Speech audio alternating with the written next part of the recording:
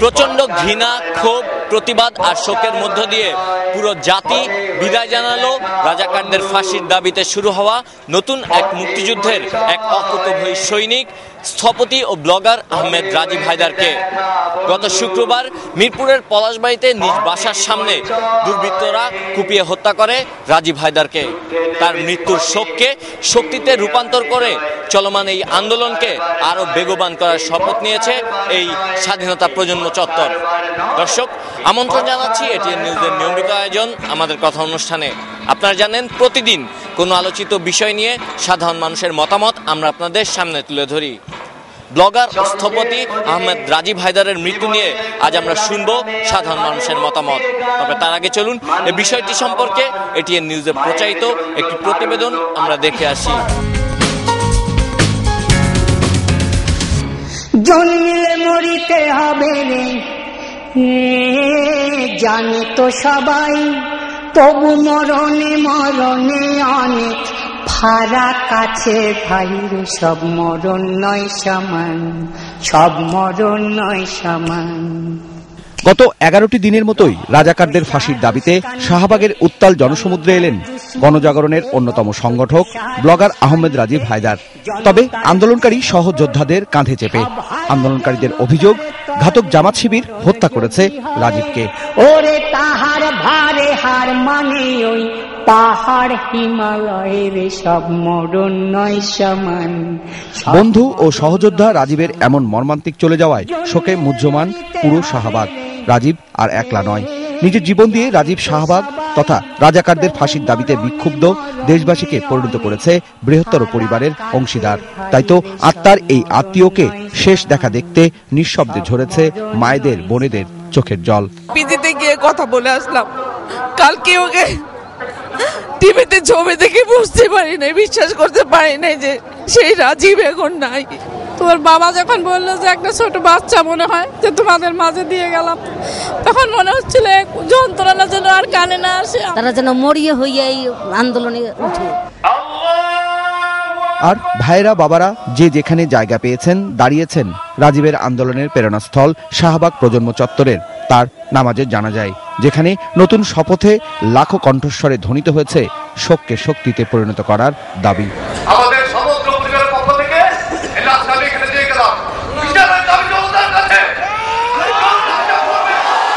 গতকালকে যেভাবে তারা একটা খুন ঘটাইছে, এতে আরো আগুন জ্বলে উঠবে, তার আত্মা শান্তি পাবে আমার ধারণা, রাজনীতি যদি নিষিদ্ধ হয় জামাতের। চলমান আন্দোলনে এখন আর ঘরে বসে থাকতে পারেননি শিল্পী, সাহিত্যিক সহ গুণীজনরা, এসেছেন প্রতিবন্ধীরাও। আজকে যে সারা দেশ জুড়ে যে দাবিটা উঠেছে, এটা থেকে যদি আমরা নিজেদেরকে সরিয়ে রাখি তাহলে কি সেটা স্বার্থপরতা হবে না? প্রতিবন্ধী বলে আমাদের অংশগ্রহণ করতে দেয় না, তাই আমার অনেক দিনের ইচ্ছা যে আমি এইখানে আসব। এখানে স্লোগানটা আসলে মানুষের কথা হয়ে এসেছে, স্লোগান হয়ে আসেনি। কাজে যেই আমরা সারাক্ষণ মঞ্চে হয়তো অভিনয় করেছি, আজকে আমরা মনে করছি যে আমার ওই নাটকের অভিনয়ের চেয়ে স্লোগানটা এই মুহূর্তে অনেক বেশি জরুরি। রাজাকারদের ফাঁসির দাবির সঙ্গে নতুন করে যুক্ত হয়েছে আন্দোলনের সহযোদ্ধা রাজীবের খুনিদের দ্রুত গ্রেপ্তার ও বিচারের দাবি। শোকের কণ্ঠেও তাই স্লোগানে কেঁপেছে পুরো শাহবাগ, যার প্রতিধ্বনি পৌঁছেছে লাল সবুজের গোটা বাংলাদেশে। 52 সালাম রফিক জব্বার, আর 69 আসাদ, 71 লাখো শহীদ। এর ধারাবাহিকতায় 90-এ স্বৈরাচার বিরোধী আন্দোলনে ডাক্তার মিলন ও নূর হোসেনের রক্তে যুগে যুগে জয়ী হয়েছে সকল আন্দোলন। 2013 সালের এই শাহবাগে রাজাকারদের ফাঁসির দাবিতে রাজীবের যে রক্ত, সেই রক্ত আন্দোলনকে এগিয়ে নেবে, আন্দোলনকে জয়ী করবে, এমন প্রত্যাশায় এখানকার লাখো জনতার। Sushant Sinha, ATN news, Dhaka. দর্শক, এতক্ষণ আমরা রিপোর্টটি দেখলাম, এবার চলুন এই বিষয়টি নিয়ে সাধারণ মানুষ কি ভাবছেন তা আমরা শুনি। রাজীবকে তো শিবিরেই মারছে, অন্য কেউ মারে নেই, আর আমাদের মা বোনদের ইজ্জত লুটছে, যারা করছে তাদেরকে আমরা ফাঁসি চাই, আমরা নিজের চোখে দেখেছি। রাজীব হত্যা এবং জামাত শিবিরের ফাঁসি এবং রাজনীতিতে নিষিদ্ধ ঘোষণা না হবে ততক্ষণ পর্যন্ত আমরা আন্দোলন চালিয়ে যাব। শাহবাগের আন্দোলনের যে শুরু করেছিলেন মাত্র গুটি কয়েকটা ছেলে, তার মধ্যে রাজীবকে নির্মমভাবে হত্যা করেছে জামাত শিবির রাজাকার। আজকে সারা বাংলাদেশে গ্রামে পাড়ায় মহল্লায় সব জায়গায় রাজীব হত্যার প্রতিবাদে দুর্গ করে তোলার আহ্বান জানাচ্ছি এবং রাজাকারের বিচার না হওয়া পর্যন্ত সারা বাংলাদেশে গ্রামে গঞ্জে সব জায়গায় শাহবাগের মতো মঞ্চ করে আন্দোলন করার দৃঢ় আহ্বান করছি। যুদ্ধ অপরাধীদের যে বিচার কার্যক্রম চলছে এবং এটা চলতে থাকবে যতক্ষণ না পর্যন্ত আমরা এর বিচার পাচ্ছি।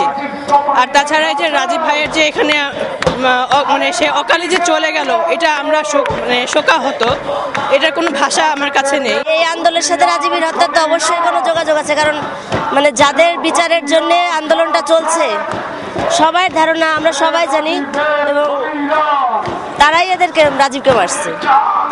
তো ভাইয়েরা এখানে বলতেছে আমাদেরও সবার ইচ্ছা, আমার ইচ্ছা যে যুদ্ধারোপীদের বিচার হোক এবং যারা রাজীবকে হত্যা করছে তাদেরও বিচার হোক। যারা যুদ্ধের সময় এমন অন্যায় কাজ করছে ওদেরকে একটা জাতীয় স্কোয়াড করে ফাঁসি দেওয়া উচিত জনগণের সামনে।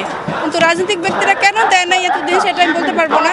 তো এই আন্দোলনের সাথে আমি প্রায় প্রতিদিনই আসছি, এসে কিছুক্ষণ থাকি, মানে আবেদন জানাই যায় যেন ফাঁসি হয়।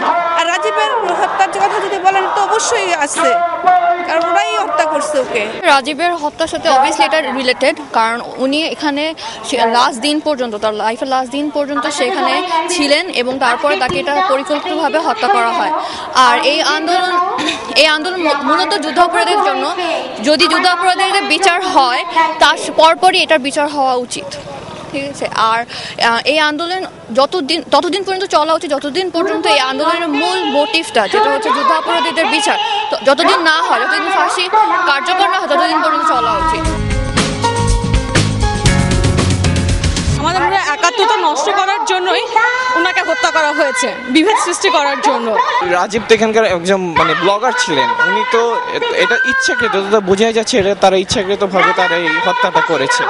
রাজীবকে হত্যার 3 দিন আগে তারা অনলাইনে তার হত্যার হুমকি দিয়েছিল। আমার মনে হয় তাদের এই কাজ, জামাত শিবিরের এটাই কাজ। আর এই আন্দোলন যতদিন রাজাকার মুক্ত না হবে ততদিন আন্দোলন চালিয়ে যেতে হবে। প্রতিদিন সকালে বাচ্চাকে স্কুলে দিয়ে এখানে আসি এবং 12টা 1টা 2টা পর্যন্ত থাকি, আবার বিকালে আসি, রাত্র অবধি থাকি। আশা করি একদিন আমাদের এই আশা পূর্ণ হবে। আসলে রাজীবকে যে হত্যা করেছে তারা অবশ্যই শিবিরের লোক, কারণ শিবিরের জন্যই আমাদের আন্দোলনগুলো করা হচ্ছে। আর আমি মনে করি যে এই আন্দোলনটা এতদিন হওয়া প্রয়োজন, যে যতদিন পর্যন্ত যুদ্ধাপরাধীদের বিচারের ফাঁসি না হচ্ছে ততদিন পর্যন্ত আন্দোলন আমরা চালিয়ে যাব। যুদ্ধাপরাধী বিরোধী যে আন্দোলন শুরু হয়েছিল সেটা সমাপ্ত হয়নি। এর ফলে এক ধরনের ক্ষোভ কিন্তু সব মানুষের মধ্যেই ছিল এবং সেই সময় যারা আন্দোলনে অংশ নিয়েছিলেন তারাও কিন্তু সেই ক্ষোভটা মনের মধ্যে রেখে দিয়েছিলেন। এত বছর পর যখন আজকে আমরা দেখছি যে তরুণরা আবার এগিয়ে এসেছেন, তখন কিন্তু তাদের সেই পুরনো যেই ক্ষোভ বা তাদের এই এত বছরের যে যন্ত্রণা সেটা কিন্তু সবাই কিন্তু এখানে প্রকাশ করছেন। ফলে নতুন প্রজন্ম এটার নেতৃত্ব দিলেও এর মধ্যে কিন্তু সব ধরনের মানুষই চলে এসছে। এটা একটা বিষয় হয়েছে, একটা বড় ঘটনা কিন্তু এখানে ঘটে গেছে, অর্থাৎ তরুণ প্রজন্ম একটা নতুন ধরনের আন্দোলনের সূত্রপাত করেছে, যেটা হয়তো আমাদের ইতিবাচক একটা বাংলাদেশের দিকে নিয়ে যাবে। 71 সালে যখন আমি শুনেছি আমার বাবা মার কাছে, সেই সময় যে অত্যাচার হয়েছিল, আমাদের মত প্রকাশের স্বাধীনতা ছিল না, আমাদের বাক স্বাধীনতা ছিল না, আমাদের বেঁচে থাকার স্বাধীনতা ছিল না। রাজীবের হত্যাকাণ্ড আরেকবার প্রমাণ করে দিল আমাদের মত প্রকাশের স্বাধীনতা নেই। দর্শক, গত শুক্রবার মিরপুরের পলাশবাড়িতে নিজ বাড়ির সামনেই কুপিয়ে হত্যা করা হয় স্থপতি ও ব্লগার আহমেদ রাজীব হায়দারকে, যিনি এই আন্দোলন সংগ্রামের একজন অকুতোভয়ী সৈনিক ছিলেন। তার মৃত্যু নিয়ে এতক্ষণ আমরা শুনছিলাম সাধারণ মানুষের মতামত। আর এরই সাথে শেষ করছি আমাদের কথার আজকের আয়োজন। আগামীতে একই সময়ে অন্য কোনো গুরুত্বপূর্ণ বিষয় নিয়ে আবারও আপনাদের সামনে হাজির হব। ততক্ষণ পর্যন্ত আমি সাব্বির আহমেদ আপনাদের কাছ থেকে বিদায় চেয়ে নিচ্ছি। সুস্থ থাকুন, নিরাপদে থাকুন আর দেখতে থাকুন ATN নিউজ।